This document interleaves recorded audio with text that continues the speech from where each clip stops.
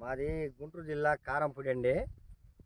నేను మా చేనులో నల్లి దోమ పచ్చదోమ అన్నీ ఉంటే నేను పోయి కారంపూడిలో పోయి ఈ ఎక్స్ప్లోస్ ప్లస్ ఇది అడిగితే ఇచ్చిండ్రు.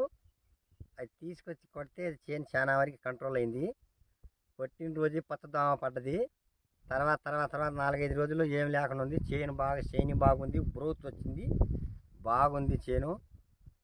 10 మంది కొట్టచ్చు, పర్వాలేదు, కొట్టగల మంది. మా ఊరు జానపాడు. ఈ సిఆర్కా కంపెనీ వాది ఎక్సో ప్లస్ మందు వాడినాము. గ్రోతింగ్ కానీ నల్లి కానీ దోమ కానీ పూత కానీ అంతా బాగా వచ్చింది.